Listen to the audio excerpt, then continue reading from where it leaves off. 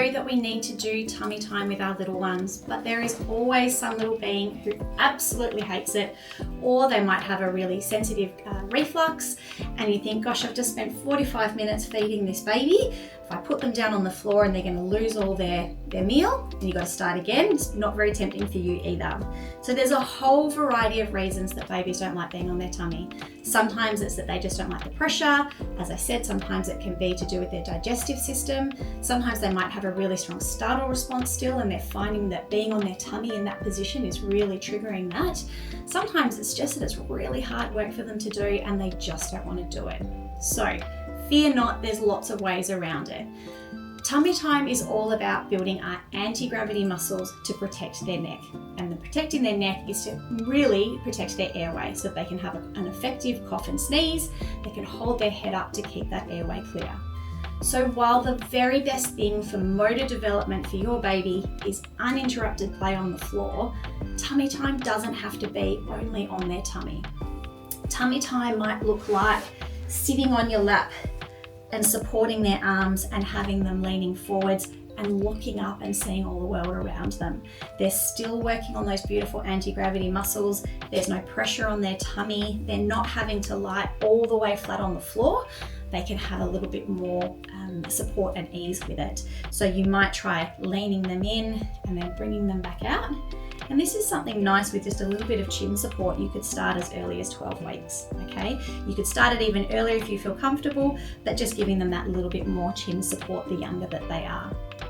Again, we all know that babies love tummy time on your chest. Now that's for two reasons. First of all, it's you, it smells like you, it sounds like you, and that's obviously going to be super comforting for them. The second reason that they love it so much is we have them on an angle. Again, as a fully grown adult, if I had to lie on the floor and lift my head up for 5 minutes, I'd find that pretty hard too. So what are some ways around it that we can try? What we can try is actually use wedge pillows, or if you've got a couch cushion, actually pulling it off the couch and placing a towel underneath so that they're on an angle, and then actually letting your little one play on those angles. You can see that that's much easier for my little one to hold their head up, but they're still getting all that beautiful time in anti-gravity. Again, if you have a little one that tends to lose some of their feed, it puts their digestive system in a slightly nicer spot as well, and so you're a little bit less likely to get any of that vomiting. Tummy time, again, there's lots of different aids. We can get tummy time pillows and rolls and things like that. What I want you to consider with it is that the easiest way for a baby to develop their motor skills is by uninterrupted play with a variety of positions and a variety of environments.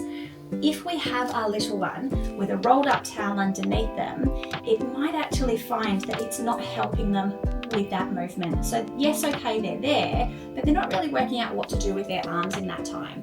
So a better option, again, might be that you place them on your legs, and so that they're still getting that time to play, they're still on that angle, they're still working from their tummy. I can change how far they go, but we're still leaving their arms there. Again, if we're using our wedge cushion, it means that they can start to try and roll and reach and get a little bit more variety with their movements as well. Again, things like fitballs. If you've used a fitball through pregnancy, you can have your little one on the fitball and rolling forwards and backwards. And so again, they're not having to stay in that position for as long. They can place their head down when they need a rest. And otherwise, it's just giving them a different perspective of the world around them. The big question, how much time is enough time on their tummy?